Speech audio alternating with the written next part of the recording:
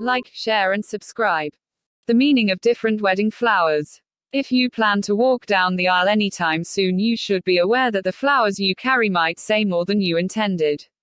That's right, most flowers carry a meaning or a special significance that has been passed down from generation to generation. We can trace this flower talk back to the Victorian era. It was improper in those days for a man to come out and tell a lady how he felt, so he would choose a flower with special meaning and send it her instead. Because the meaning of flowers was so well known, the woman receiving them understood the message as clearly as if it was written on a piece of paper. Today many people don't speak flower talk, but on a day as important as your wedding you should place a special emphasis on what the flowers that you carry mean. Let's start by looking at a few of the most popular wedding flowers and then examine their meanings. Roses. There's a reason that roses are the most popular choice of flowers for brides. A white rose stands for innocence, beauty and charm, just the traits every bride wants to portray. A bride that chooses red roses for her wedding flowers is sending a message of passion and of fiery love. If dark pink roses are used for a wedding, the couple is expressing a thankfulness that they found each other. An ivy-colored rose stands for fidelity in the marriage, something every new couple strives for. Tulips. If you're having a spring wedding, there is simply no better way to express your love for your future spouse than by carrying a bouquet of tulips. They're not only beautiful but speak of an undying love. Daisies. Daisies are many people's favorite flower, but not a lot of brides use them in their wedding decor. They might if they understood their significance. Daisies stand for romance and an innocent spirit. Does that describe you? Calla lilies. These graceful flowers are reminders of our past generations when grace and beauty were the rule. Associated with elegance and charm, a calla lily would be the perfect flower if you wanted to create a sophisticated atmosphere for your wedding. Now that we've looked at some of the most popular flowers, let's talk about how to use them to create just the right wedding event for you. If you want a fairy tale type wedding, then you can't go wrong with roses. Lots of them combine pinks, both dark and soft, and white and ivy colored ones. Be sure to wrap them in lots of sparkling tulle that matches the other colors in your wedding. For a more sophisticated affair, use calla lilies. You can carry a single stem for a simple look or a large bouquet for a stunning effect. Be sure to combine these flowers with elegance both in the wedding party's attire and the surrounding decorations. For a more casual event such as a beach wedding, use daisies to make your guests feel cheery and at home. You can tie them with pretty ribbons that match the other colors in your wedding's decor and then mix them with loads of baby's breath. Finally, there simply is no better flower for a garden wedding than the tulip. Choose soft pastel colors to create a spring wedding and then combine them with lots of feathery greenery, white linen and adoring looks. As you can see, the flowers that you choose for your wedding will definitely set the mood. Knowing that, before you select your flowers, determine what type of wedding and reception event you want to have. Once you do that, choosing the flowers will be a breeze. Ideas for wedding reception table arrangements. You want to know. The trick with making floral arrangements for your reception and other areas is that you need to have either some advice or some professional help. Looking in bridal magazines and in floral magazines is all well and good, but those are pictures of no budget arrangements. You, on the other hand, can't necessarily spend your entire budget on the flowers. On the tables at your reception is where the majority of the flowers will go. Each of the tables, as well as the head table, will need a variety of arrangements to add color and style. And while there really aren't any rules for what arrangements you can have, you'll want to keep a few things in mind. If you are thinking about what kinds of arrangements to put on the head table, think about what pictures will be taken there. If your arrangements are so complicated that they'll be distracting in a photo, then you may want to rethink your plans. Again, a florist can help you out with this kind of logistic problem, especially if they're local. Many will already have experience in any reception hall, so they know what they need to do. And for your guest, though large floral arrangements can look great in the reception hall, you've to consider that they'll be sitting down at one point. Having larger floral arrangements blocking their view of the other side of the table or of the dance floor or head table is not a very good setup. Think about where your guests will be sitting and what they will be able to see. They may have brought cameras to take pictures themselves, so you don't want to hinder their view. Ideas you can use. When it comes to creating drama and yet realistic floral arrangements, you'll want to think about the height above all, no pun intended. A newer trend in floral arrangements is to have tall, thin vases with a few stems of flowers in each, creating a larger bouquet at the top of the vase. This looks like a garden from the overall perspective while giving your guests the ability to talk to each other. On the other hand, you may also choose floral arrangements that are lower to the table. Some couples like to choose a combination of floating flowers and candles to add a little warmth to a table. And they also serve as conversation pieces as well. Floral arrangements don't have to come from bridal magazines or shows in order to be useful at your wedding. Look around and see what kinds of arrangements can be done. Talk to florists about what you need and see what they suggest. It's your time to sparkle. There is no better time to sparkle and shine apart from the crowd than on your wedding day. After all, the day is all about you and the special one you are marrying. The event has been planned 4 months, the perfect invitations have been sent out to all of your friends and family, and the details have all been set in place. The only thing left to do is make sure that you are feeling healthy, whole, and ready to sparkle on your big day. So many brides and grooms put so much time, thought, and energy into planning details of the wedding that they forget about the importance of preparing themselves as well. Weeks are spent determining the right location, the color scheme, the flowers, the photography, the special music, the food and refreshments at the reception, and the perfect song for the first dance. These details are all necessary, but nothing is more important than taking time to prepare yourself to sparkle and make it through the day with a smile. Take time throughout the planning process to be alone and do things that you enjoy. What energizes you and keeps you centered?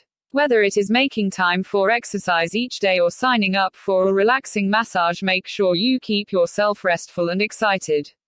When your wedding day finally arrives, you want to be relaxed and feel great so that you can really sparkle and make the most of that day. Number 1 will really remember whether the decorations were mint or lime, but every guest will certainly recall whether the bride and groom looked happy and had a sparkle in their eye or not. As your big day approaches, don't forget to do things that are good for your body and mind. Prioritize simple things like getting enough sleep, eating healthy foods, drinking enough water, and getting exercise. These 4 things will be keys to ensuring that you sparkle when you say I do. There's simply nothing more important than keeping tabs on your health. It can also be helpful to get into the fresh air, to read a great book, or to keep a journal of your thoughts as the wedding approaches. Small things that keep your mind at peace are important for any bride or groom that wants to really sparkle as they begin their new life together. So take time now to think about what your body and mind needs in the days and weeks ahead. There is no doubt that you'll be happy and full of sparkle if you've taken the time to prepare yourself well. Silk or real? Your wedding flower questions put to rest at last. Silk or real? What's a bride to do? For many brides, the question is really perplexing, especially for those who want to mix a dash of do-it-yourself into their wedding flower preparations. Obviously, silk comes with some advantages. It's tough and shelf-stable, and the petals won't come off at the worst possible moment. On the other hand, silk flowers don't always look real, and they aren't always a bargain either. The fact is, the silk versus real dilemma is more confusing than ever, thanks in part due to the increasing sophistication and accompanying cost of silk and latex flowers. To navigate this new terrain, we interviewed Paul Ajau, a professional florist and co-founder of Pure Botanics, a UK-based floral designer who specializes in weddings. You keep hearing that silk flowers have gotten better and better. Yet when you go to the local craft store, they look just about as artificial as ever. Where are these super realistic flowers, and how can a bride get her hands on them?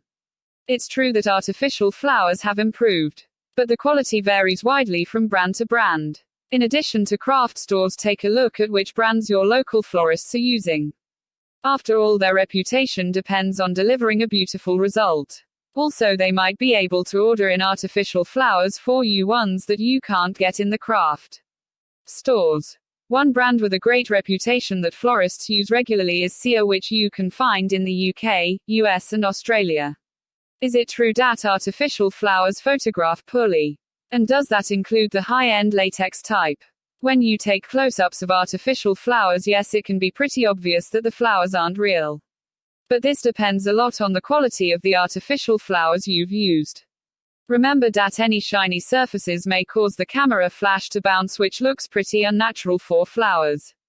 The common off-the-shelf flowers can be pretty shiny, One argument for silk flowers is that fresh flowers are seasonal, but some florists are suggesting that season isn't so important these days, that almost everything can be imported all year round. Are you finding this to be true? Well, some of the most common cut flowers such as roses, gerbera, gerber daisies and orchids are available all year round. So you don't have to worry about seasonality with these flowers. But others like peonies, lily of the valley and ranunculus have a definite season. Expect to pay more if you buy out of season. And the quality may not be as good.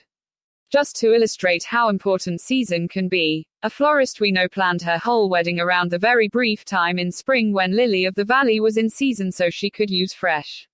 What's your personal feelings on silk versus artificial flowers? As a professional florist, would you mix them in arrangements, for example use silk for the super pricey flowers like calla lilies or orchids? Personally, we love working with real flowers. But it's true that silk definitely comes with some advantages. For starters, they won't wilt.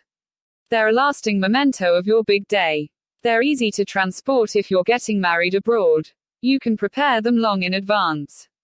The last point's important if you're preparing flowers yourself. By their nature, you've to arrange fresh flowers the day before the wedding at the earliest and usually the morning of.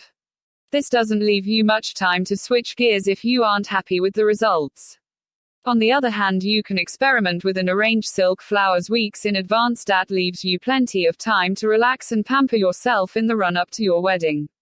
And yes, you can mix artificial and real flowers with great results. A friend of ours loves ranunculus and wanted them in a mixed bouquet with roses and gerbera. Unfortunately, ranunculus was out of season for her wedding date and would have cost a lot. So she opted to tuck artificial ranunculus into a fresh bouquet. The results and the photos were beautiful. Anything else you want to add? Contrary to popular opinion, don't think that silk flowers are always going to be cheaper than real. Many of the quality ones are as expensive as the real thing, if not more. Flowers for your wedding day. There's no wedding without flowers. Flowers are the lifeblood of a beautiful wedding day celebration. Flowers are a multi-dimensional part of your decorating strategy. They're beautiful, elegant, and provide a wonderful scent. The flowers you choose should complement everything else in your wedding. Its colors should complement not just your dress. The colors of your flowers should flow with the colors of the decor of your reception site and the ceremony location. Unless you are a florist, you'll need to hire one. The florist should be experienced with wedding arrangements. Make sure your florist is able to deliver, install, and remove the arrangements at the end of your event. Even though many reception halls can recommend a florist to you, you should do your homework. Ask for references and be sure to follow up. It may be tempting to hire a florist without check references, but it could also be irresponsible. Your wedding flowers should complement the season, your wedding dress, and your color scheme. Your wedding flowers should also complement your attendant's attire and the style of your wedding. Before you talk to your florist, prepare a list of wedding flowers you'll need. It will help focus your discussions and help you stay within your budget. When you discuss the flower arrangements with your florist, she should be able to recommend arrangements based on the size and location of your wedding. Ask to see photos of previous wedding arrangements, which will give you a feel for their creative qualities and what you can expect to see on your wedding day. It's even better if you arrive prepared with some pictures and magazine cutouts with your ideas. You don't have to take the florist's advice on everything. If you feel strongly about a certain flower or color, it should be worth fighting for it. It's your wedding and you are the customer. You've to feel good about your flower arrangements.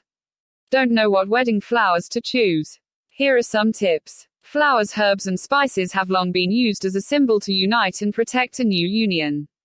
Garlic and onions were thought to protect newlyweds from evil and were often included as an integral part of the ceremony. White garlands were worn to show innocence and chastity, but the language of flowers didn't arrive to Europe until the early 1700s. The universal flower for weddings is most definitely the rose. White or red are the most common. It was proclaimed by Venus, the Roman goddess of love, that the red rose was the most beautiful of all flowers. So it came to be that the red rose represented true love. When you are choosing the flowers for your wedding, there are several things to take into account. 1. First of all, it's your wedding and should emulate your personality and be the theme for the ceremony and reception.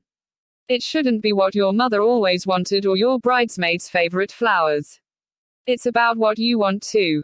Look at a lot of photographs of wedding flowers and bouquets. You need to get familiar with flowers, styles, and colors. The internet is an awesome tool for that. It used to be that you'd have to go to a florist to do this, and you may still want to, but fortunately there are a lot more options. 3. As you browse through the pages, start with style first. Do you like the bouquets that, along with ivy and ribbons, may be compact and round, exotic, possibly long flowers that you carry on your arm almost like carrying a baby? The reason I suggest style first is because certain flowers are suited to each style. 4. Remember, large bouquets can be very heavy, and if you've a small frame, then you may want to reconsider a large bouquet. I have done bridal bouquets that have weighed as much as 30 to 40 pounds. 5. Once you've decided on a style, then it can be determined what flowers and colors you would like. Sometimes you get lucky and see a bouquet and that is exactly the one you want. But don't be afraid to get creative. I once did a wedding where the bride, who married on Valentine's Day, chose a round red bouquet for herself, and the bridesmaids wore white and red dresses, so we made half the bouquet red and the other half white roses. At the reception, the bouquets were then placed in red vases and served as flowers for the head table. It was very effective. You can be as creative as you want. 6. You can also choose flowers for their meanings. Here are some of the more common flowers used in weddings. Red rose, true love. White rose, innocence and purity, I'm worthy of you. White carnation, fascination, love of a woman. White lily, purity, heavenly. Calla lily, beauty. Red tulips, declaration of love. Baby's breath, pure of heart. Blue violet, faithfulness. Hyacinth, loveliness. Iris, warmth and affection. Daisy, innocence. Ivy, eternal love and fidelity. 7. If you want fragrant flowers, then I would go with white Casablanca or stargazer lilies, hyacinth, tuberoses and gardenias. The fragrance would be heavenly. 8. If you are on a severe budget, then you may want to consider doing simple bouquets on your own. It's not that difficult to do. Example, take a dozen or more tulips and stagger them slightly so that the heads are not all together. Take the first tulip in your hand, place the next one so that the tulip head is now about 2 or 3 inches lower, and so on. Take the ribbon of your choice and tie them together. Make a simple bow and there you've it. You can also do this style effectively with calla lilies, gladiolas and blue delphinium. If you want to save a lot of money, then this can be an alternative for you. Regardless of the size and budget of your wedding, just remember, this is your day. Do it the way you want to and have fun doing it. Flowers and weddings. It's an unwritten law that you can't get married without flowers. Flowers are the essence of a beautiful wedding day celebration. Flowers are a 3-dimensional element of your decorating strategy. Because they're beautiful, elegant, and provide a wonderful scent, flowers satisfy all senses. The flowers you select should complement everything else in your wedding. Its colors should complement not just your dress. The colors of your flowers work with the colors of the decor of your reception site and the ceremony location. Unless you're lucky enough to be a florist, you'll need to hire one. The florist should be experienced with wedding arrangements, and you'll be hard-pressed to find one that isn't. Make sure your florist is able to deliver, install and remove the arrangements at the end of your event. Even though many reception halls can recommend a florist to you, you should do your homework. Ask for references, for be sure to follow up. It may be tempting to hire a florist without check references, but it could also be irresponsible. Your wedding flowers should complement the season, your wedding dress and your color scheme. Your wedding flowers should also complement your attendant's attire and the style of your wedding. Before you talk to your florist, prepare a list of wedding flowers you'll need. It will help focus your discussions and help you stay within your wedding budget. When you plan the flower arrangements with your florist, she should be able to recommend arrangements based on the size and location of your wedding. Ask to see photos of previous wedding arrangements. Don't accept generic photos of flower arrangements. Insist on seeing the work of the florist, which will give you a feel for their creative qualities and what you can expect to see on your wedding day. It's even better if you arrive prepared with some pictures and magazine cutouts with your ideas. You don't have to take the florist's advice on everything. Be part of the decision-making process. If you feel strongly about a certain flower or color, it should worth fighting for it. It's your wedding and you're the customer. You've to feel good about your flower arrangements. Your day is about you. Selecting the right wedding bouquet. Look at any bridal photograph and you'll see an image of a bride holding a wedding bouquet. It's a relatively small item, but your wedding bouquet should be on your top list of must-haves for your wedding. In just about every photo opportunity you'll be featured with your bouquet. In addition, you'll undoubtedly be nervous as you walk down the aisle as all eyes are on you. Having your wedding bouquet to hold onto can help relieve some of your nervousness. Choosing a wedding bouquet is usually a source of difficulty for new brides.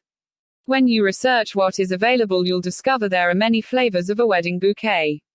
In addition to the season in which your wedding will be held and your budget to make the decision-making process easier, you just need to keep in mind style.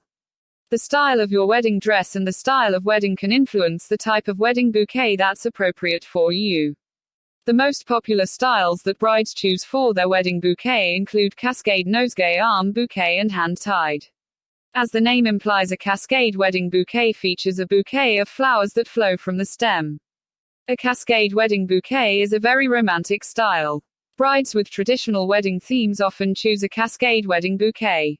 A nosegay wedding bouquet is probably the most misunderstood of all bouquets. I'm sure the name is causing the bulk of confusion.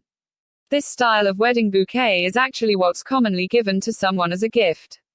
It features a collection of flowers gathered in one bunch.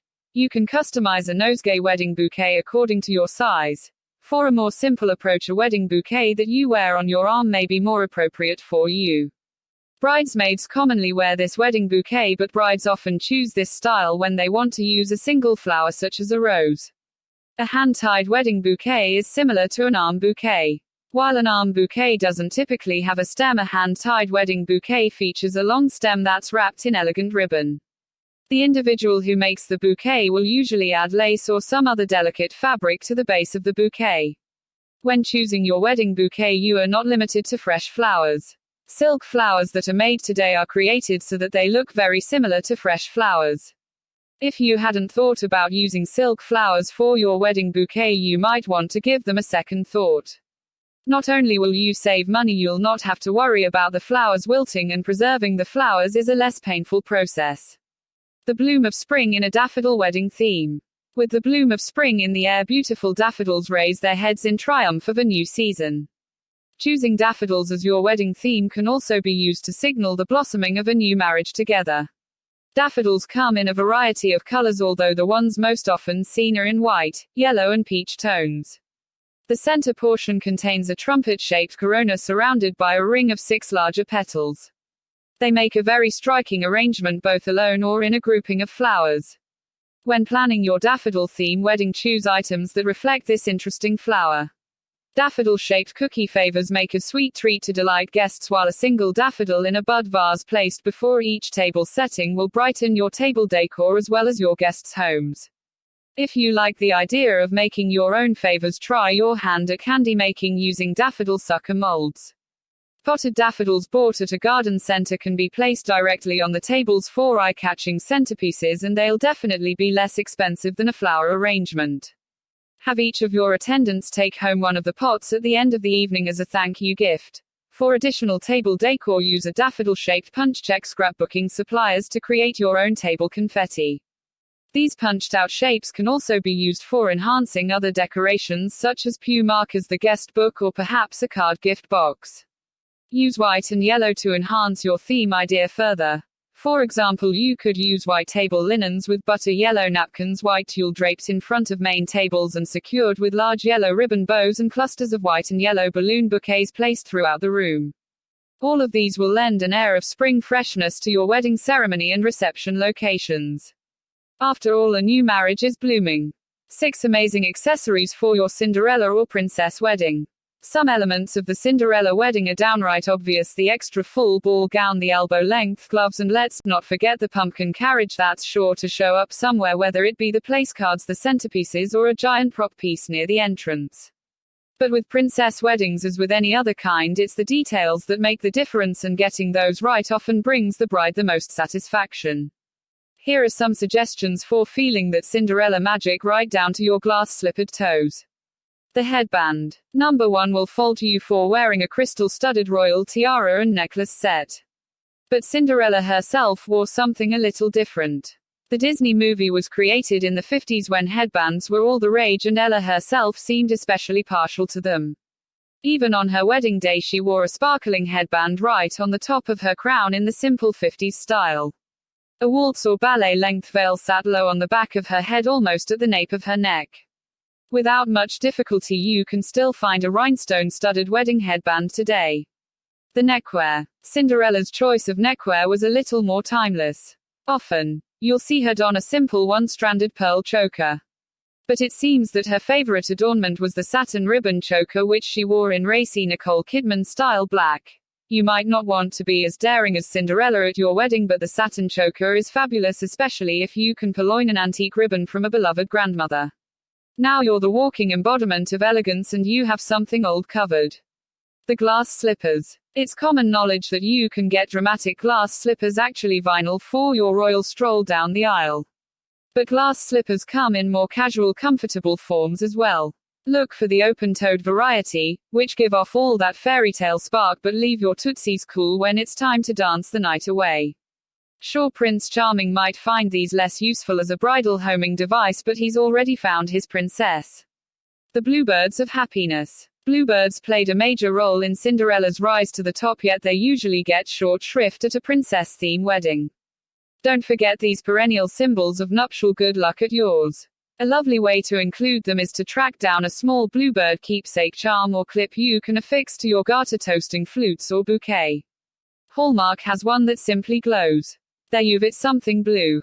The Dove release. You could argue that this isn't an accessory, but it's our article, so we're calling it one. Doves aren't the key characters in Disney's version that they were in the original Grimm story, and thank goodness for that, but they still define the moment when the prince and princess unite in marriage. For any Cinderella wedding, they're a must. But some dove handlers, the doves are actually white homing pigeons, have something more to offer the princess bride, such as ornate pumpkin coach carriages that double as cages.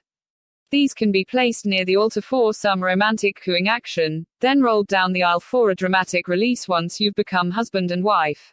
For the biggest fireworks-like sensation, release the first two doves yourselves, but let pro handlers manage the rest. The guestbook picture frame. If you're true Cinderella aficionado, those full-color Walt Disney prints of the royal couple probably get your heart beating a little faster. Buy one framed with a large white mat. Or if you really want the signature frame but don't want the $150 price tag, buy the print separately and make a few patient trips to the thrift store.